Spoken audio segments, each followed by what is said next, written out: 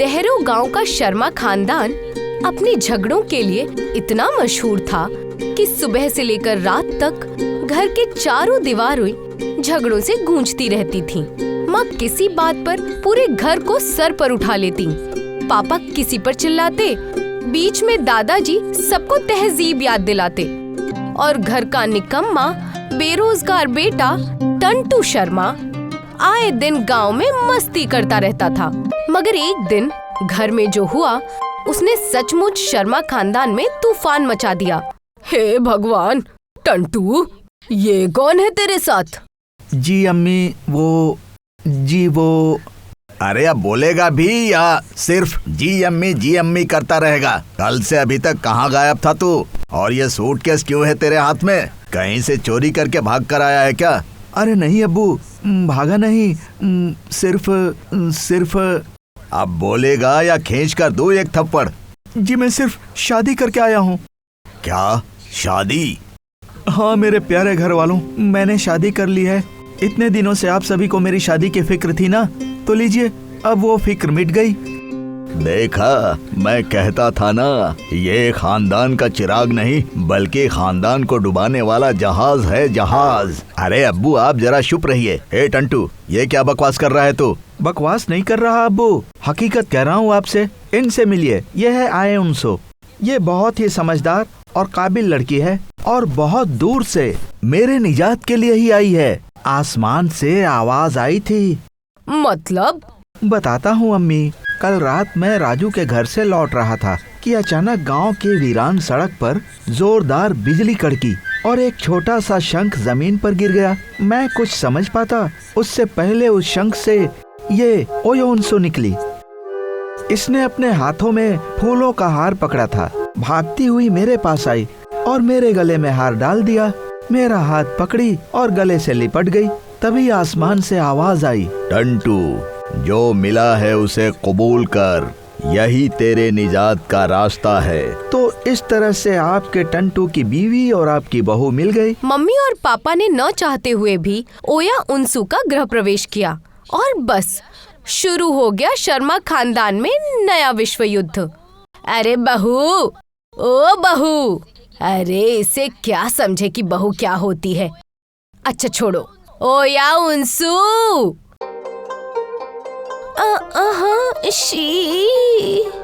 हाँ ठीक है, अब जा मेरे लिए चाय लेकर आ। अम्मा, माशी? माशी नहीं, चाय। ओह शी। अरे मैं क्या बोल रही हूँ, तू क्या बोल रही है? मुझे चाय चाहिए, चाय। ओह माशी, शी, ओया।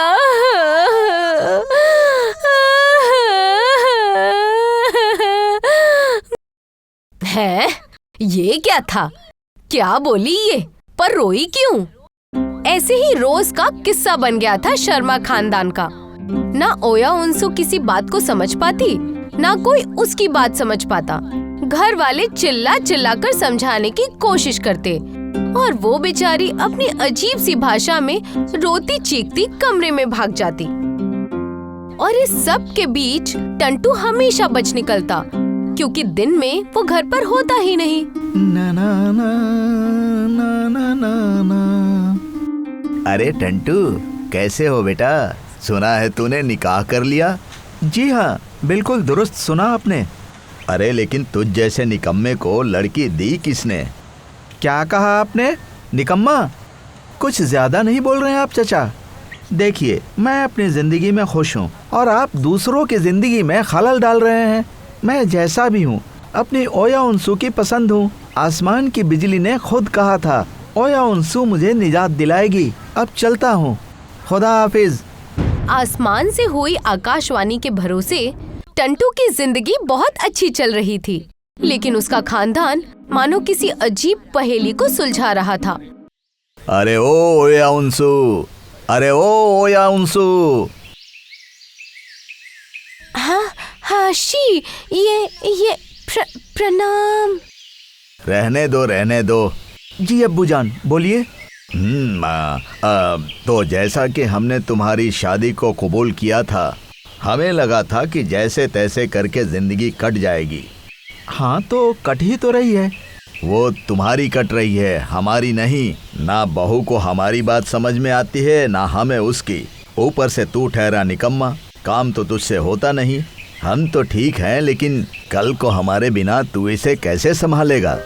अगर ये यहाँ की होती तो तुम दोनों की जिंदगी संभल जाती, लेकिन अब तो वो मुमकिन नहीं लगता। इसीलिए मैं तुझे पहली और आखिरी बार बता रहा हूँ, तू बहू को उसके घर छोड़ा। क्या? लेकिन मैं इसे कहाँ छोड़ दूँ? मुझे तो इसके बारे में कुछ भी नहीं पता।